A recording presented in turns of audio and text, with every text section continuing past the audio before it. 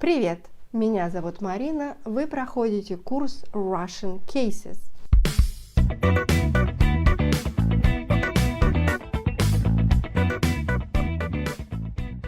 И мы уже с вами поговорили о половине падежах русского языка. Сегодня будет 4-й падеж, а точнее по списку это самый последний падеж, 6-й предложный падеж или prepositional case. В этом видео я вам расскажу, как мы образуем формы существительных в предложном падеже. Это не трудно, но есть свои нюансы, свои исключения. Итак, основные окончания в единственном числе предложного падежа это окончания «е» и «и». Обратите внимание, что для предложного падежа очень важно знать, какого рода слова. То есть слова «он» или слова «она» особенно. Итак, пойдемте по каждому роду. Слова «он» могут иметь два окончания. Окончание «е», например, если у нас слово оканчивается на согласный. Стол на столе. Друг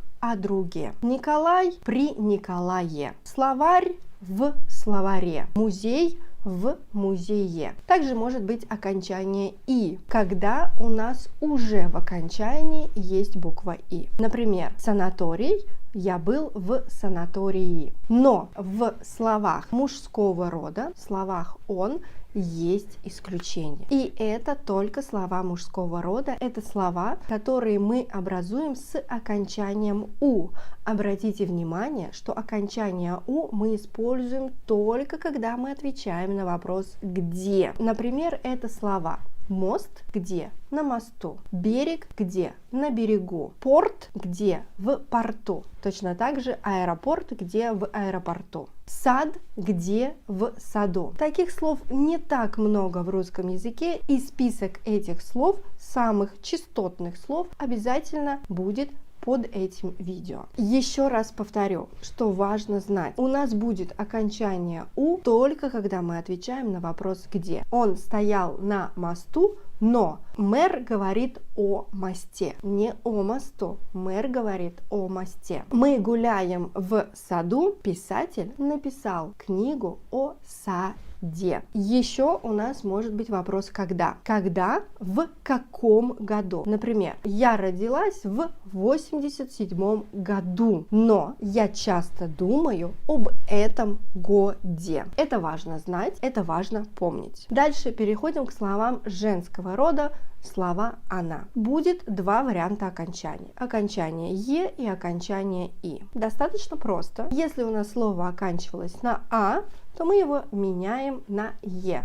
Книга о книге. Мама о маме. Машина на машине. В машине. Если было окончание «я», то будет окончание «е». Семья о семье или в семье. Но если у нас был мягкий знак, например, слово «площадь» или слово «ночь» или слово «тетрадь», мягкий знак мы меняем на окончание «и».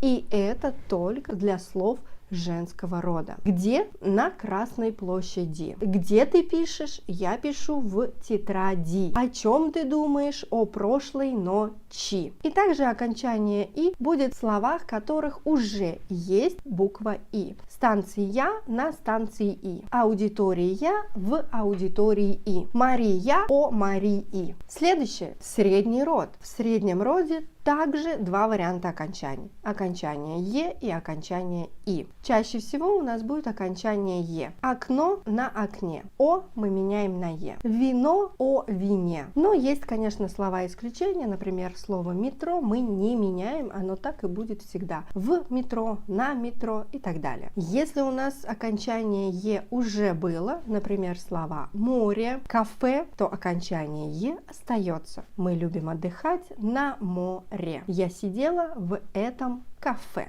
Может быть окончание «и», только если уже в словах в окончании есть буква «и». Например, задание в задании, общежитие в общежитии. Это были окончания существительных в предложном падеже единственном числе. Теперь давайте поговорим про предложный падеж множественное число. Здесь все достаточно просто, только два варианта окончаний. Окончание ах и окончание ях. Достаточно просто их запомнить. Чаще всего будет окончание ах.